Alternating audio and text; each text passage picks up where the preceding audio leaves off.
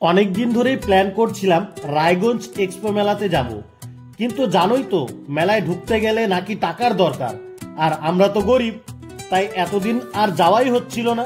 তবে হঠাৎ শুনলাম মেলাতে ঢুকতে 1 টাকাও লাগে না, শুধু চাই একটা কাগজের টুকরো। আর কি, এক দাদার কাছ থেকে জোগাড় করে নিলাম সেই কাগজের টুকরো, আর ব্যাস, প্ল্যান ফাইনাল। হ্যালো, হাই, নমস্তে বন্ধুরা, আমরা দো ভাই আবার চলে এলাম একটা নতুন ভিডিও নিয়ে। আজ আমরা চলে এলাম রায়গঞ্জের সব থেকে বড় মেলা এক্সপো মেলাতে।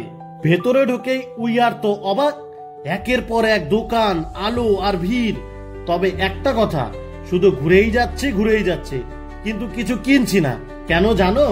কারণ 10 টাকার জিনিস এখানে 50 টাকা, আর 50 টাকার জিনিস, বাহ, সে তো 500 টাকা, ভাবো।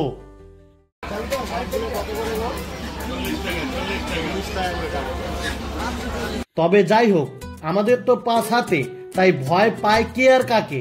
দোকানপাট বাদ দিয়ে সোজা চলে গেলাম রাইড সেকশনে। প্রথমে উঠলাম ব্রেক ড্যান্স রাইডে, আমাদের তো একদমই ফ্রি। ভয় পাবি না তো? ভয় বড়টাতে উঠবি না? নাগরদোলনাতে উঠবি না?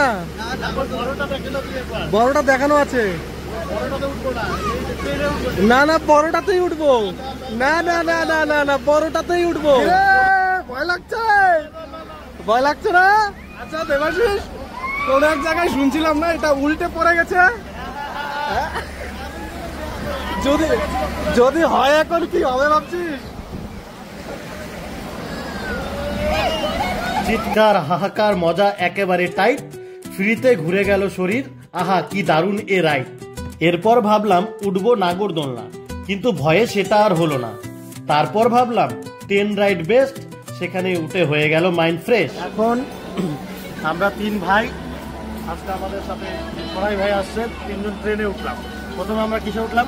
আচ্ছা, ট্রেনে উঠলি, যাবি কোথায়? নৈহাটিতে নামবি? না, নৈহাটিতে নামবো না ভাই। তাহলে কোথায় নামবি? আমি ঠাকুরগঞ্জে নামবো।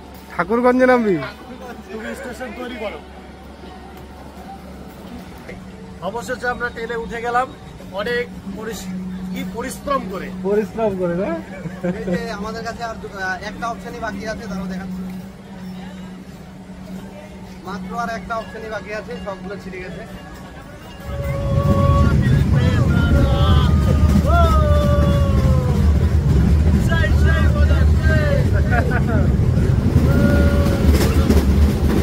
মেলা ঘুরে ঘুরে শেষে পেটের ভিতর দিল ডাক, তখন ভাবলাম কিছু খেয়ে নেই।